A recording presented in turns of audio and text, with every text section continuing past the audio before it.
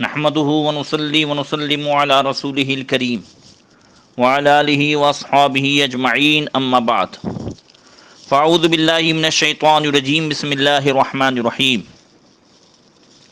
لقد كان في قصصهم عبرة لأولي الألباب صدق الله مولانا العظيم۔ محترم سامعین، درود شریف پڑھیں۔ اللہم صلی علی سیدنا مولانا محمد معدن الجود والکرم وآلہ وصحبہ وبارک وسلم۔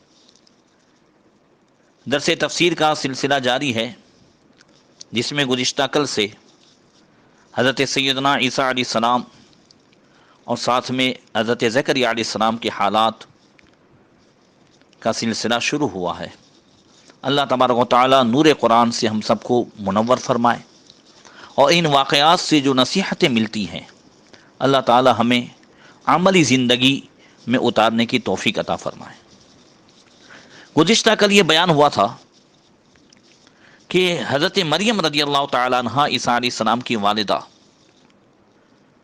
ان کی پیدائش سے پہلے آپ کی والدہ حضرت حنہ نے منت مانی کہ اللہ جو کچھ میرے پیٹ میں ہے میں بیت المقدس کے لیے، اس کی خدمت کے لیے میں وقف کروں گا۔ حضرت سیدنا خواجہ حسن بصری رضی اللہ تعالیٰ عنہ فرماتے ہیں کہ حضرت مریم کی والدہ نے جو منت مانی تھی وہ حقیقت میں اللہ تعالیٰ کی طرف سے آپ کو الہام ہوا تھا۔ اگر الہام نہ ہوتا تو شاید آپ نظر بھی نہ مانتی، یعنی منت بھی نہ مانتی۔ یہ ایسے ہی تھا جس طرح ابراہیم علیہ السلام نے خواب میں اپنے بیٹے کو ذبح کرتے ہوئے دیکھا تو یقین کر لیا کہ یہ اللہ تعالیٰ کا حکم ہے، حالانکہ اس میں صراحتاً وحی نازل نہیں ہوئی تھی۔ اسی طرح حضرت موسیٰ علیہ السلام کی والدہ نے بھی الہام کے ذریعے سے موسیٰ علیہ السلام کو صندوق میں بند کر کے دریا میں ڈال دیا تھا، جس کا ذکر قرآن میں گزر چکا، میں بیان کر چکا 20ویں پارے میں۔ تو اس سے معلوم ہوا کہ حضرت حنہ نے یہ جو کچھ کیا وہ اللہ تعالیٰ کے حکم سے، اور پھر اللہ تبارک و تعالیٰ نے ان کو ایسا مقام عطا فرمایا حضرت مریم کو، اور خاص کر کے حضرت مریم کی والدہ حضرت حنہ کو، جو انہوں نے منت مانی تھی۔ تو منت ماننے کا ان کا مقصد تو یہ تھا کہ لڑکا پیدا ہو، اور بیت المقدس میں لڑکے ہی خدمت کے لیے دیے جاتے تھے، مگر اللہ تعالیٰ نے حضرت حنہ کی اس منت کو ایسا قبول فرمایا کہ لڑکی پیدا ہوئی، اس کو بھی بیت المقدس کی خدمت کے لیے قبول فرما لیا، اور فرمایا لیس الذکر کالانثیٰ واللہ اعلم بما وضعت، اللہ جانتا ہے جو کچھ اس نے جنا، اور ولیس الذکر کالانثیٰ، اور لڑکا اس لڑکی کی طرح نہیں ہے، اس لڑکی کا جو مقام ہے وہ اللہ تعالیٰ جانتا۔ لہذا جب حضرت مریم کو بھی بیت المقدس کی خدمت کے لیے قبول کر لیا گیا تو حضرت حنہ نے حضرت مریم کے پیدا ہوتے ہی انہیں نہلا کر کے انہیں ایک کپڑے میں لپیٹا اور بیت المقدس میں لے گئی، جہاں 4000 خدام جو ہے وہ بیت المقدس کی خدمت کیا کرتے تھے، جس میں حضرت زکریا علیہ السلام بھی وہاں موجود تھے، اور ان کے خاندان کے لوگ بھی، اور جو کچھ بھی وحی وغیرہ آتی اسے وہاں وہ لکھتے بھی تھے، اور اس کے جو سردار تھے وہ 27 تھے۔ اب حضرت مریم چونکہ ان کے امام پیشوا حضرت عمران کی صاحبزادی تھی، اس لیے ان 27 حضرات، اور ایک روایت میں کہ 73 تھے، 27 ہو یا 73 ہو، ان سب نے حضرت مریم کو اپنی کفالت میں اور اپنی پرورش میں حاصل کرنے کی کوشش کی۔ ہر ایک یہ چاہتا تھا کہ ان کو حضرت مریم کی خدمت کا شرف ملے۔ زکریا علیہ السلام نے فرمایا کہ اس کا زیادہ مستحق میں ہوں، کیونکہ مریم کی خالہ میرے نکاح میں ہے۔ وہ دوسرے جو راہب تھے وہ سب بولے نہیں، یہ ہمارے پیشوا کی، ہمارے امام کی صاحبزادی ہے، ہم بھی چاہتے ہیں کہ ہمیں یہ حق ملے۔ اب اس کے بعد جب سب میں یہ باتیں ہوئیں تو کہا چلو قرآن اندازی کرتے ہیں۔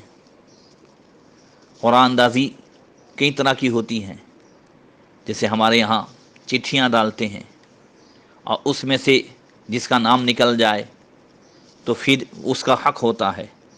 تو ایسے ہی حضرت مریم رضی اللہ تعالی عنہ کی پرورش کے لیے ان 27 حضرات میں قرآن اندازی کی بات طے ہوئی، اور اس کا طریقہ یہ ہوا کہ سب نے اپنے اپنے قلم جس سے وہ وحی لکھا کرتے تھے ایک کپڑے کے نیچے رکھے، اور ایک نابالغ بچے کو کہا گیا کہ کپڑے کے نیچے ہاتھ ڈال کر ایک قلم نکال لو۔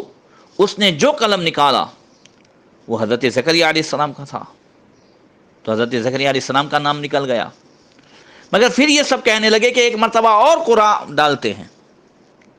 اب سب جارڈن کی جو نہر ہے، نہر اردون، وہاں سب تشریف لے گئے اور اپنے قلم نہر میں انہوں نے ڈالے کہ جس کا قلم الٹا تیرا، یعنی پانی نے آنے کی طرف اس کا رخ ہوا، تو وہ کامیاب ہو گیا، حضرت مریم کی پرورش وہ کرے گا۔ اب یہ قرآن بھی حضرت زکریا علیہ السلام کے حق ہی میں نکلا کہ آپ ہی کا قلم الٹا تیرا۔ پھر سب کہنے لگے کہ ایک مرتبہ اور قرآن ڈالتے ہیں، اب جس کا قلم سیدھے رخ کی طرف چلا وہ کامیاب ہوگا۔ تیسری مرتبہ بھی حضرت زکریا علیہ السلام کو ہی کامیابی حاصل ہوئی اور آپ ہی کا قلم پانی کے بہاؤ کے رخ کی طرف چلا۔ اللہ تعالیٰ قرآن پاک کے تیسرے پارے میں اس واقعے کو ارشاد فرماتا ہے کہ اذ یلقون اقلامہم ایہم یکفل مریم، کہ جب وہ اپنے قلم ڈال رہے تھے کہ کون مریم کی پرورش کرے۔ تو یہ قرآن کا ذکر قرآن میں بھی ہے۔ اب اللہ تعالیٰ تیسرے پارے میں ارشاد فرماتا ہے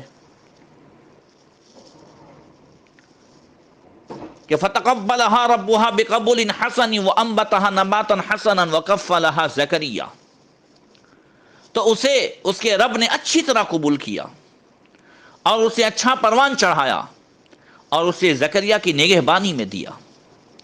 کلما دخل علیہا زکریا المحراب وجد عندها رزقا قال یا مریم انا لکی ھذا قالت هو من عند اللہ ان اللہ یرزق من یشاء بغیر حساب۔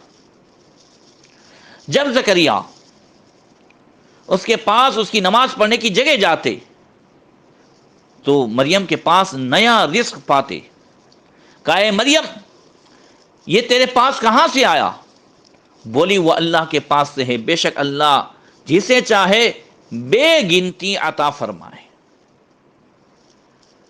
حضرت مریم رضی اللہ تعالی عنہا نے اپنی والدہ کا دودھ نہیں پیا، بلکہ پیدا ہونے کے بعد انہیں غسل دینے کے بعد ہی انہیں کپڑے میں لپیٹ کر کے حضرت حنا نے بیت المقدس میں سپرد کر دیا۔ اب آپ کی پرورش حضرت زکریا علیہ السلام کے ذمے ہوئی، اور حضرت زکریا علیہ السلام نے ان کے لیے ایک الگ سے بالا خانہ مقرر فرمایا۔ اب حضرت زکریا علیہ السلام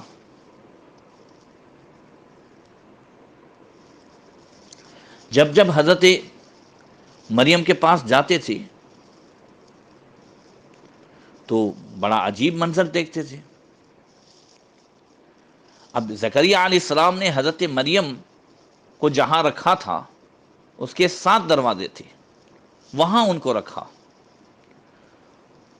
اور یہ بھی میں بتا دوں کہ وہاں جو محراب کا ذکر ہے،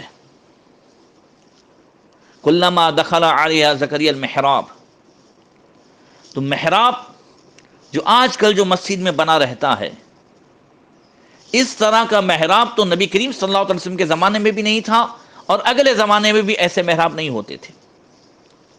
یہ محراب تو حضرت سیدنا عمر بن عبدالعزیز رضی اللہ تعالیٰ عنہ کے زمانے سے قائم ہوئے۔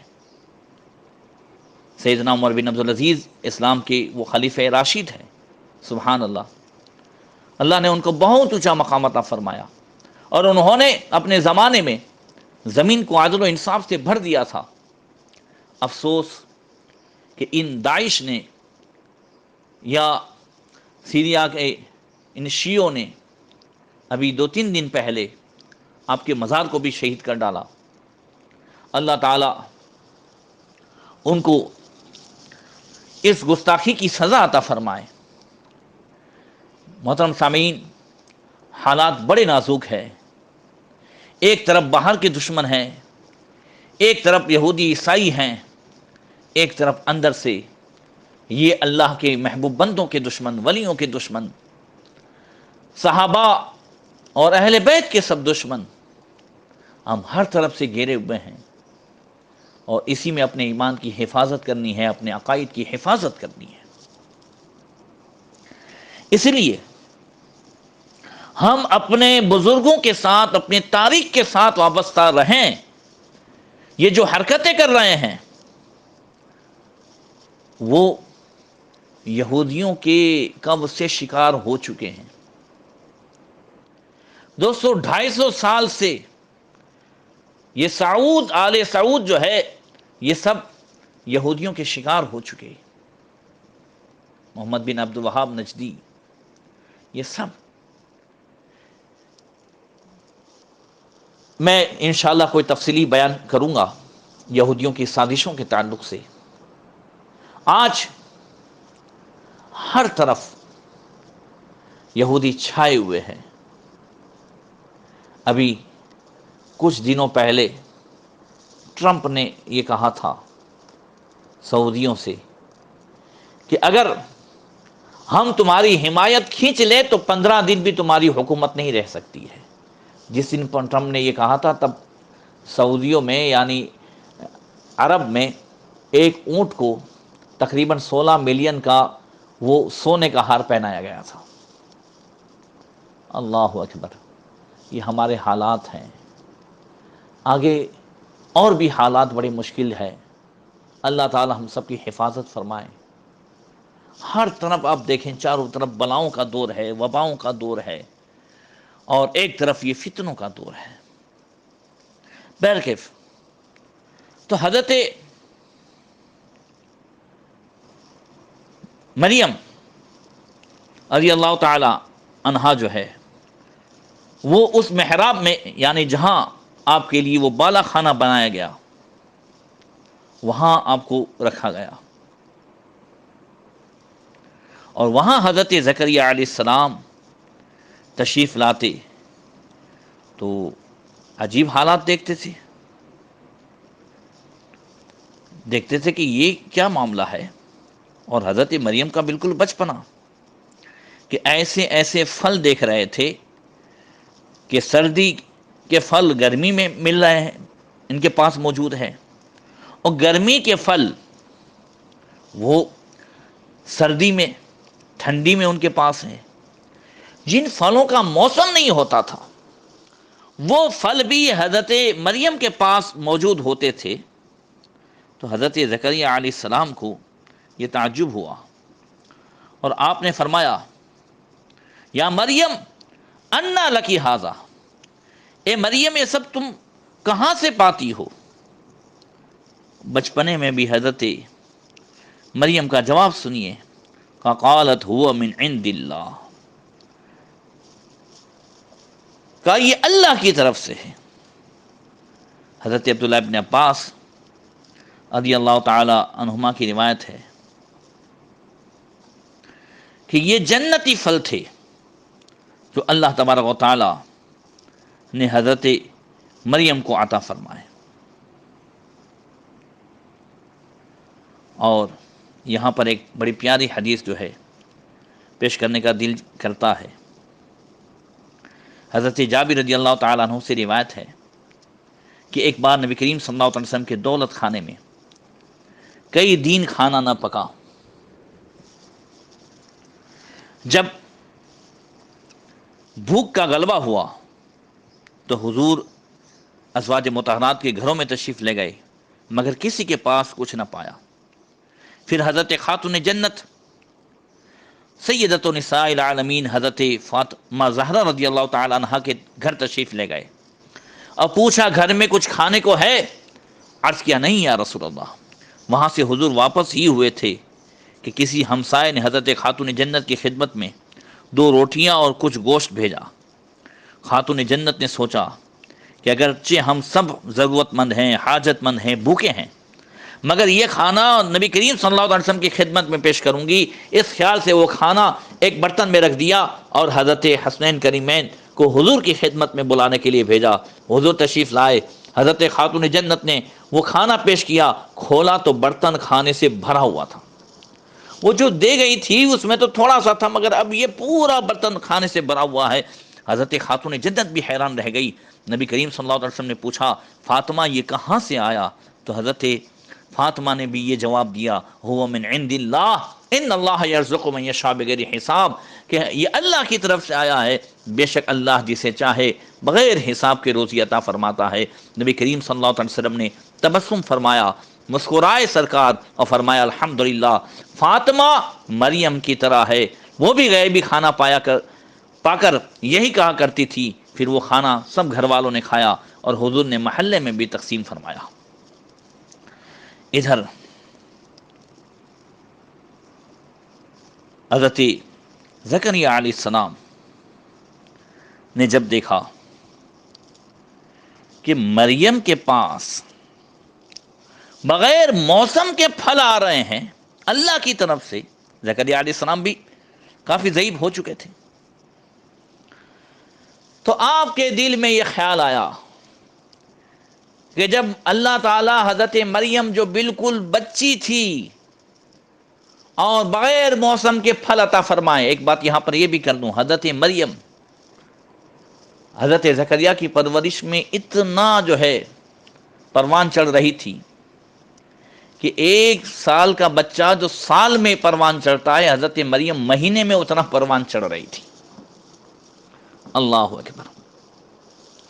تو حضرت زکریا علیہ السلام کو یہ خیال آیا کہ جو اللہ تعالیٰ بغیر موسم کے حضرت مریم کو فرد دے سکتا ہے، وہ اللہ تعالیٰ اس بڑھاپے میں مجھے اولاد بھی دے سکتا ہے۔ قرآن میں ہنالک دعا زکریا ربہ، اسی وقت جو ہے حضرت زکریا نے اپنے رب کو پکارا۔ انشاءاللہ تعالیٰ سورہ مریم کے حوالے سے آئندہ کل تفصیلی بیان ہوگا، مگر ایک بات یہاں پر مجھے عقیدے کی کرنی ہے۔ آپ نے دیکھا سورہ آل عمران میں اللہ تعالیٰ نے حضرت مریم کی میلاد کو بھی بیان فرمایا، جو کل سے آپ سن رہے ہیں اور آج بھی آپ سنیں گے۔